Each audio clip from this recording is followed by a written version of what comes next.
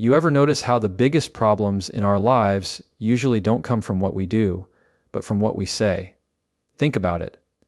Most arguments you've had, most regrets you carry, most bridges that got burned, it wasn't because you acted recklessly with your hands, it was because you acted recklessly with your mouth. Words come out fast, and once they're out, they can't be pulled back in.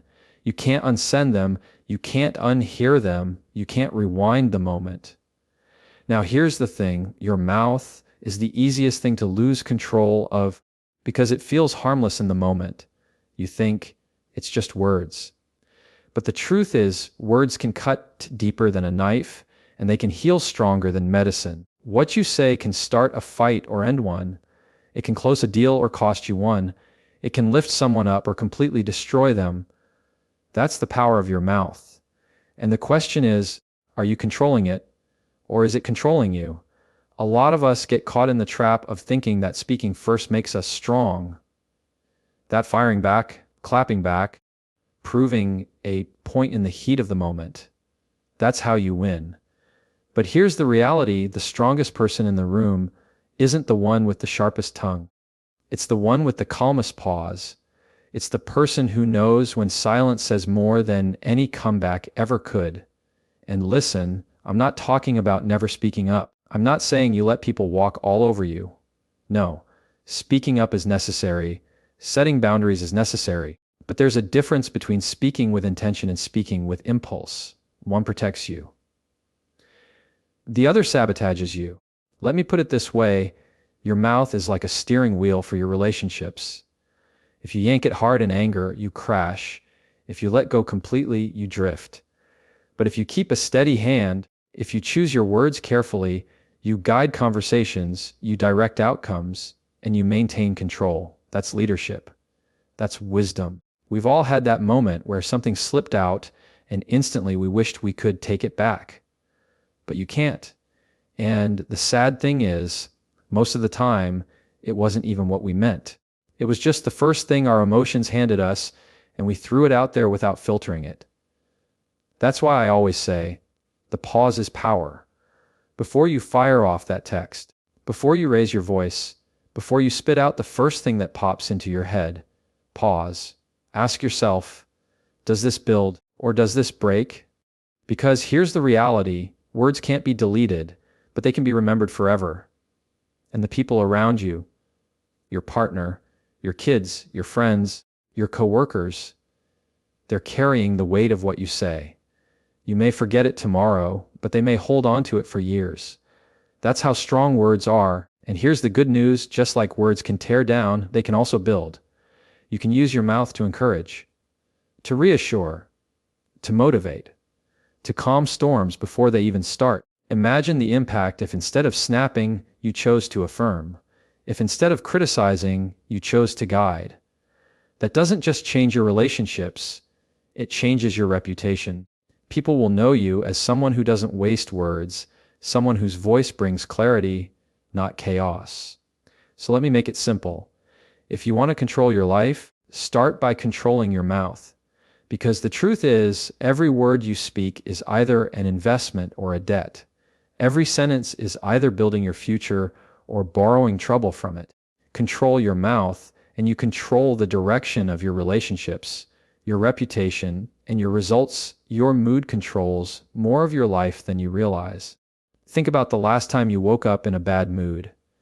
Maybe it was something small, a text you didn't like, traffic on the way to work, someone cutting in line.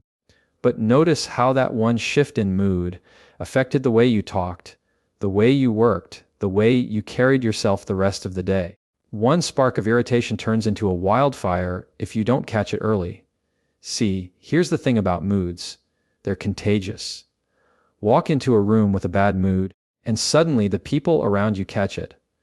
Walk into that same room with calm energy, or even a positive one, and people feed off that too.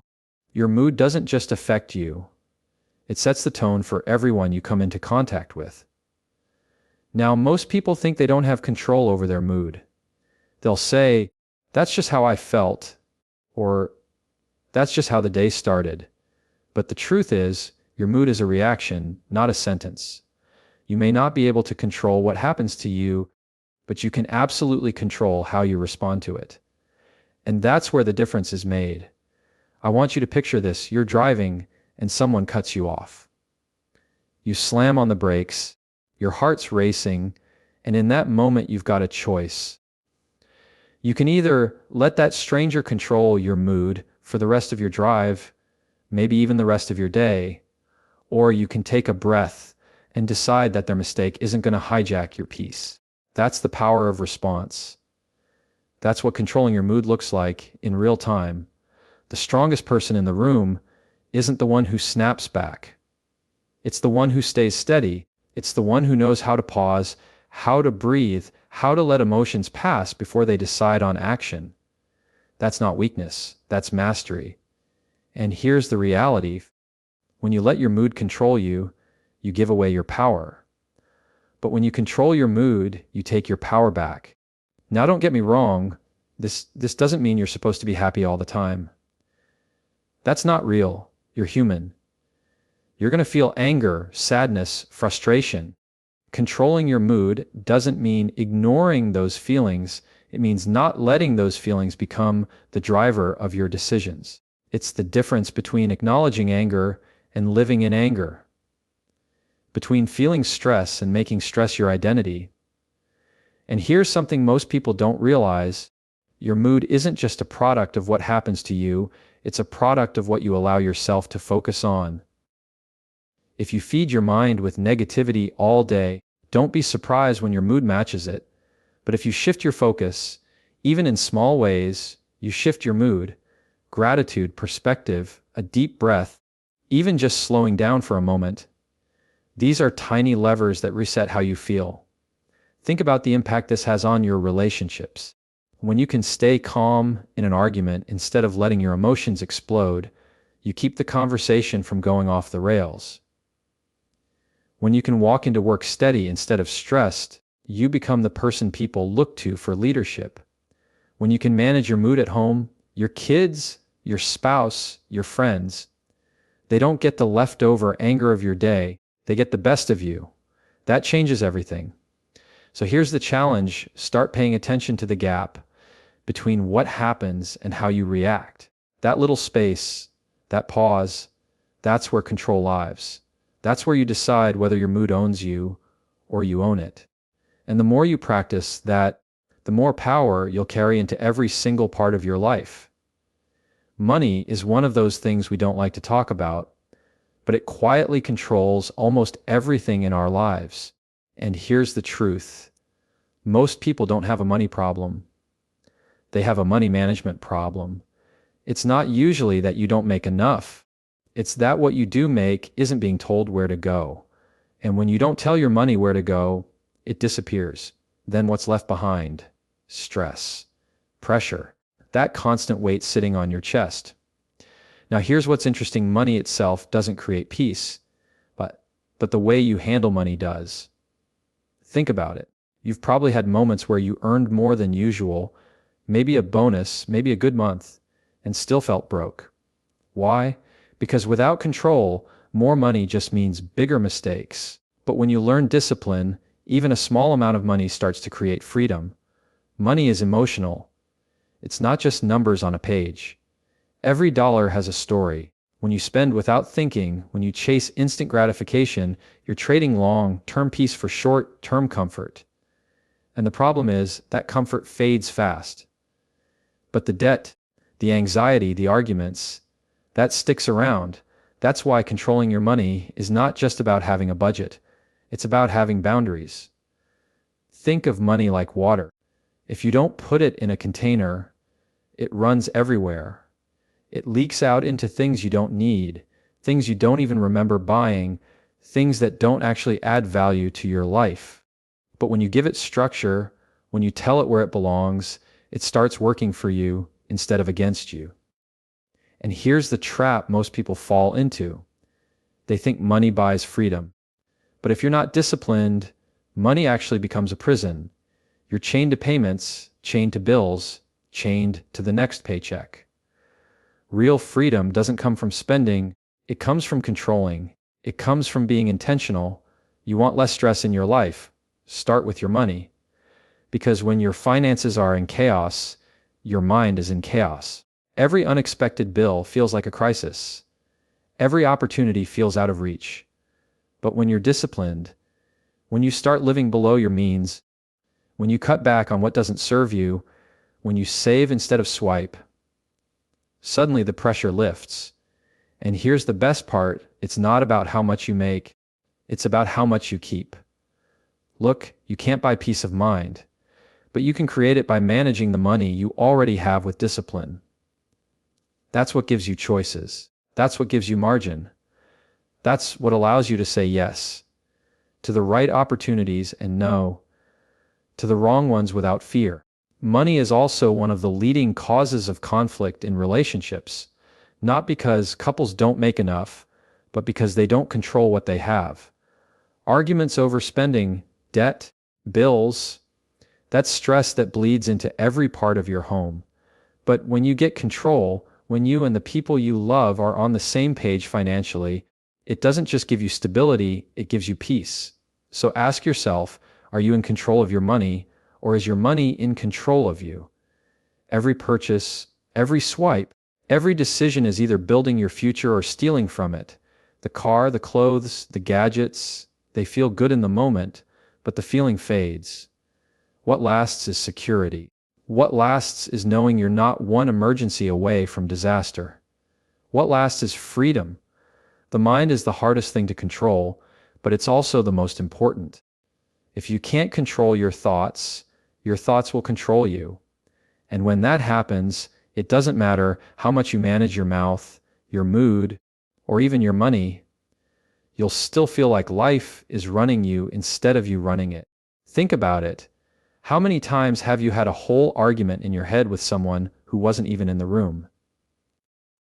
You're driving, you're in the shower, and your mind is running on a loop, replaying something that happened last week, last month, maybe even last year. That's the mind without control. It takes you places you don't want to go, it magnifies problems that don't even exist, and it convinces you of stories that aren't even true. The mind is powerful, but it's also sneaky. It whispers lies in your own voice, and if you don't pay attention, you believe them. I'm not good enough. I'll never figure this out. What if I fail? That's the mind left unchecked. And the problem is, your life will always move in the direction of your strongest thoughts. If your thoughts are filled with fear, insecurity, and doubt, don't be surprised when your actions start lining up with fear, insecurity, and doubt. But here's the good news. You can train your mind the same way you train your body. You don't get strong by accident, and you don't get mental discipline by accident either. It takes repetition. It takes awareness. It takes choosing, day after day, what you feed your thoughts. Because your mind is always listening to what you tell it. Here's a simple example. Two people face the same problem. One says, "This is impossible." The other says, "This is hard, but I'll figure it out." Same problem, completely different mindset. And guess what? The one who believes they'll figure it out will. Not because the problem was easier, but because their mind was already working on solutions instead of working on excuses. You've got to learn to catch your thoughts before they spiral, because left alone, the mind will drift to comparison. It'll scroll through everybody else's life and convince you yours doesn't measure up. It'll dwell on mistakes and convince you you're defined by them. It'll take one negative comment and play it on repeat until you start believing it. But when you take control, when you stop the thought before it plants roots, you change the story. That's what this is really about, storytelling. Your mind is always telling you a story. You get to decide if it's one of defeat or one of resilience. Instead of, "I failed," you can say, "I learned." Instead of, "They're better than me," you can say, "They're an example of what's possible." Instead of, "I can't," you can say, "I can if I keep going." That shift doesn't happen by accident. It happens when you choose to speak back to your own thoughts. And here's the thing, controlling your mind doesn't mean you never have negative thoughts. It means you don't let negative thoughts have you. They can pass through, but they don't get to stay. You don't have to believe everything you think. You don't have to accept every thought that shows up. You get to choose which ones stay and which ones go. When you control your mind, you start living on offense instead of defense. You start seeing obstacles as opportunities. You stop being your own worst enemy and you start being your biggest ally. You create clarity where there used to be chaos, focus where there used to be distraction, and peace where there used to be noise. Everything we've talked about so far, your mouth, your mood, your money, your mind, it's all connected. You can't separate them because the truth is, when you lose control in one area, it ripples into the others. And the opposite is true too. When you start gaining control in one, the others begin to follow. Think about the last time you said something in anger that you didn't mean. The words came out fast, your mood shifted instantly, and then what happened? Your mind started beating you up about it, replaying it over and over, filling you with regret. Maybe it even cost you money in the long run, an opportunity lost, a relationship damaged, a deal gone sour. That's how fast one slip of the mouth bleeds into every other area of your life. Or take money as an example. When you don't control it, stress rises. That stress affects your mood. Your mood affects the way you talk to the people around you. And your mind. It starts spinning stories of shame and insecurity. I'll never get ahead. I'm terrible with money. This is just who I am. See how one area seeps into the others. That's the ripple effect. But here's the encouraging part. The ripple works the other way too. You don't have to fix everything all at once. You just have to start with one area. If you learn to pause before you speak, your mouth comes under control, and suddenly your mood doesn't escalate so fast. Your relationships get healthier, which gives you peace of mind. That peace of mind makes it easier to think clearly about money, to make wiser decisions. One small change triggers a chain reaction that changes the whole system. It's like throwing a stone into water. The ripple doesn't stop at the point of impact. It spreads outward. When you discipline your mouth, when you hold your tongue in that one heated moment, you're not just protecting your words, you're protecting your mood, your mind, and even your money. And when you discipline your mind, when you replace negativity with resilience, you're not just protecting your thoughts. You're stabilizing your mood, guiding your mouth, and making better financial choices. This is why you can't afford to treat these areas like they're separate. You can't say, well, I'll just focus on my money, but ignore my mouth, or I'll manage my mood, but let my mind run wild. Because if one leaks, the others eventually sink. But if one strengthens, the others begin to rise. And here's what's powerful about this. Other people feel your ripple too. Your family, your coworkers, your friends, they're all standing in the water with you. When you lose control, they feel the waves. When you gain control, they feel that calm too. Your discipline doesn't just create peace for you, it creates peace for everyone around you. We underestimate how much influence we carry. You might think controlling your mouth in a moment of anger is just about you, but maybe that pause changes the tone in your home for the whole evening. Maybe controlling your mood at work keeps your team from spiraling. Maybe managing your money teaches your kids a habit that sets them up for life. That's the ripple effect. Your control creates stability, and that stability spreads. So if you're feeling overwhelmed, like it's too much to handle all at once, here's the good news: you don't have to. Just pick one. Start with your mouth. Start with your mood. Start with your money or your mind. It doesn't matter where, because once you throw that first stone, the ripple will take care of the rest. Most people think freedom means doing whatever you want, whenever you want. Spend what you want, say what you want, react how you want. That might feel like freedom in the moment, but it always comes with chains. Because the truth is, every lack of control eventually costs you. You say whatever comes to your mind, and suddenly you're repairing broken relationships. You let your mood run wild, and you lose opportunities because people don't want to deal with you. You spend without boundaries, and now debt has you trapped. You let your thoughts spiral, and anxiety keeps you locked up inside your own head. That's not freedom. That's just chaos with a disguise.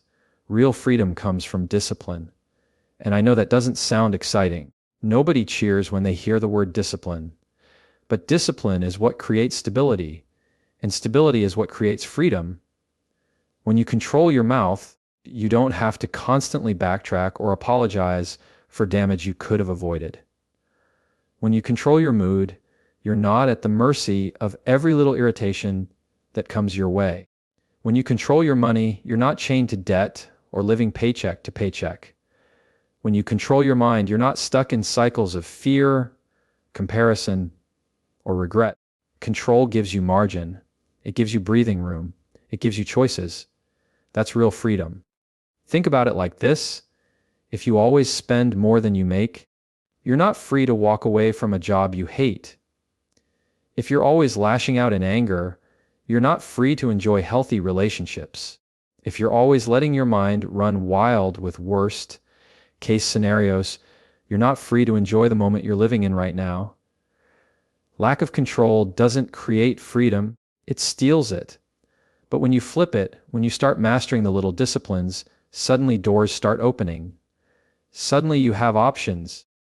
Suddenly you're not reacting to life. You're leading it. And here's the part that's often overlooked: control doesn't make life smaller, it makes life bigger. People think discipline means restriction. I can't do this, I can't buy that, I can't say what I feel. But what it really means is you're setting yourself up for more of what actually matters. You're not cutting your life down, you're clearing out the noise so you can enjoy the things that bring real fulfillment. The freedom that comes from control is quiet. It's not flashy. It's not about showing off. It's about being able to go to bed at night with peace in your chest instead of pressure. It's about walking into your day without feeling like you're constantly behind or constantly at war with yourself. It's about knowing that no matter what happens out there, you've got stability in here. That's a different kind of power. So don't buy the lie that control makes you rigid or boring. It doesn't. Control is what makes you steady. Control is what gives you confidence. Control is what makes people trust you because they know you're not unpredictable, you're not reckless, you're not one word, one mood, one thought away from losing it all. Control is what makes you free to live the life you actually want, instead of being stuck in the one your impulses built for you. Because when it comes down to it, freedom isn't found in doing everything you feel. Freedom is found in knowing you don't have to,